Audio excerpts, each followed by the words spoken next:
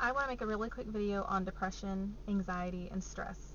So I suffer from depression. I have pretty much a majority of my life.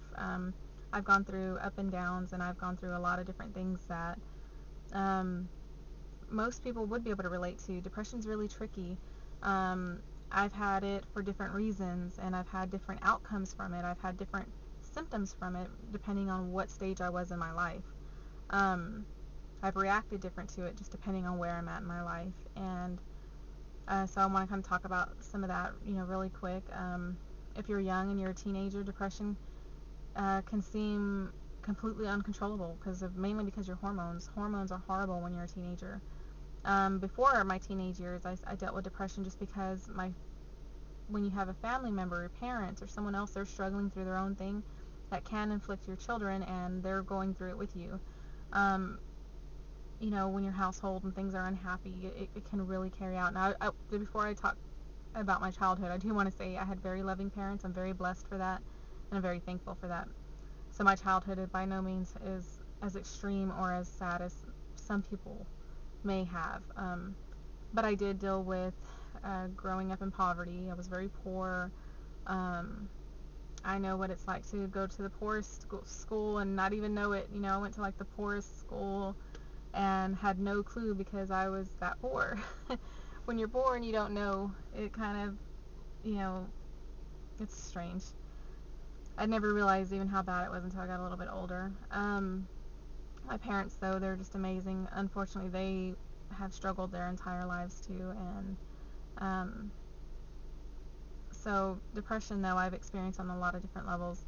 Now, stress, I would say my stress levels have dramatically increased the past couple of years.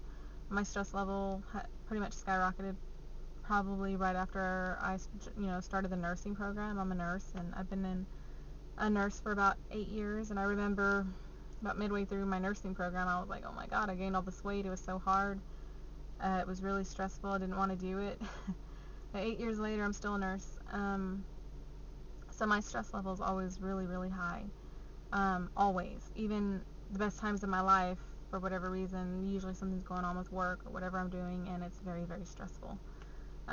Anxiety. I've had anxiety a lot lately, a lot more lately. Now, all these kind of link in and kind of mix together. When you have depression, you have stress, you have anxiety, and you may have, one thing, or you may have all three. It just kind of depends. Now, anxiety, I have obsessive-compulsive disorder, where I do things obsessively, like locking my car doors and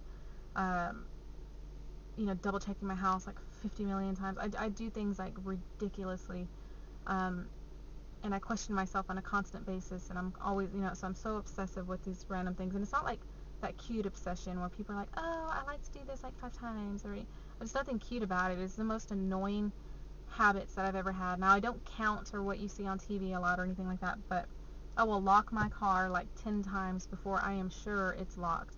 I will check my windows to make sure they're up like 10 times before I know I can guarantee they're up. I leave my house most of the time and then turn around and drive all the way back just to make sure I lock the door. And then I'll walk all the way downstairs and think I unlocked the door, and then I have to go all the way back up, and then when I get in there, I have to go and I have to check my stove, and then I have to check, just ridiculous. And this is like this happens to me daily, all the time. It's so annoying. There is nothing cute about it. It is, I've met a lot of people that are like, oh, I'm obsessive-compulsive, numbers and things have to line up. It ain't about that. It's like, I don't give, I could care less. My car is a mess, and it's not just about that. It's like this obsession to control the few things you can. Like, I can lock a door, so I get obsessed over it. That's what obsessive-compulsive disorder is. Something that you can control, you get obsessed over it because it's the easiest thing you can fix in your life. So there's always an underlying cause. What are you not fixing in your life that is causing you to have this outlet? That's my understanding of obsessive-compulsive disorder. I've been going through it for a couple of years. It's beyond annoying. I didn't always have it, and I plan to get over it. And my next couple of videos, I'll be talking about some of the things I'm doing to get past these. Getting past depression, anxiety, and stress. Now, I've had anxiety attacks. I watched a couple of videos on how people say they have anxiety attacks, and they recorded themselves having anxiety attacks. I don't know if I could ever record myself having one, because when I have one, it's just weird. Like, if I have an anxiety attack, basically what happens is, it usually happens to me at night. My heart will start to race. I'm sure my pulse gets up really, really high. I'll check my pulse next time, but I can always feel my heart starts to beat really hard. Sometimes I feel it skipping a beat, and then I'll start thinking, oh my god, I'm dying. Maybe I'm having a heart attack. It feels like a heart attack. I'll get short of breath. I can't breathe, and I'll start thinking that I'm dying, and I feel like dying, and then I don't care, and I feel like, okay, maybe I'll just die. And not like suicidal thoughts, but it just gets so overwhelming, and you can't control it. And that's like how the anxiety attacks happen for me. They usually last about an hour or so, and sometimes I'll just ride it out until I hope I end up falling asleep, or I try to breathe a certain way to calm my heart down. And so my anxiety attacks come with that, and they also sometimes they come with no worry at all. They'll just kind of come on, and your body just does all these weird things. I get all really hot. I would have hot flashes, and I get really hot, and it's mainly your body doing this outrageous thing. But sometimes the anxiety attack will come with some type of stupid thing to stress about, something that I hadn't even thought about all day, and all of a sudden I'll be like, oh my god, what if I did that, and oh my god, what if I, the last patient I talked to, I told them, or I gave them bad advice, or I'll stress about something, and I'll really, really stress about it, and I'll be like, oh my god, what if something else happens? Oh my god, maybe I should call them. Oh, I didn't call them, and I will go on and on in my head, and then I'll get all short of breath, and this anxiety attack will come on over something that's not even nothing for me to actually stress about, but I'm freaking out over it. And this will last for a while, and I have to, like, if my boyfriend's there, I have to tell him, like, tell me everything's gonna be okay. Tell me it's gonna be okay. I have to tell me these things until, like, I finally actually hear it, and then I calm myself down, and it's very annoying. A lot of times it ends with me in tears and me thinking that I'm sick, because I'll think, like, oh, something's wrong with my heart, something, maybe I'm really unhealthy. I go off the deep end, basically, of like a neurotic person that's just crazy. I start to talk crazy, and I can hear myself. None of the things I even are saying makes sense, for somebody that's healthy, young, and has a career, has a job. I'll start to think like, oh, am I going to be able to pay the rent next month? I'll just stress about stupid stuff, like, it's crazy. And that's what it's like whenever I have an anxiety attack. They come out of the blue. It's something I've ever really been prepared for. I had an anxiety attack one time in front of people, and it was really strange because I was just talking about how I had 3 jobs, and I was talking about how stressed I was. And I was like, oh, it's so stressful. And all of a sudden I got really nauseated, and I thought I was going to throw up. And I was like, oh, I need to sit down. I think I'm going to throw up. And I sat down, and when I sat down, I started to get really short of breath, and then I turned really pale white because the person that was with me was like, oh my god, you're like losing all your color. I think you're going to faint. And then I felt like I was going to faint. And so I started trying to catch my breath, and I was putting my hands above my head, and my heart was racing, and I could feel it beating. I had an abnormal heartbeat, and I know I'm a nurse, so that my heartbeat was, it wasn't a normal beat, or a normal heartbeat is like lub dub, lub dub. It was going like lub dub dub dub, like it was just ridiculous. It was just all over the place, and I sat there. This went on for like 15 minutes. My poor friend that was with me was just like, oh my god, should we call 911? Are you okay? She thought, and I didn't want to tell her I was having an anxiety attack because it was so embarrassing, and I honestly, like, it was just like, there's no controlling it. I couldn't control it at all, and I was sitting there doing my best not to, 1, throw up, 2, I didn't want to faint in front of her or pass out, and trying to hold back tears. I didn't want to start crying and have like this nervous breakdown of tears, So I was trying to maintain myself. And then finally, after about 15 minutes, I was like, oh, I think I feel better. And I drank a little bit of water, and I got up and I went to my car. When I got to my car, just started just like bawling and crying.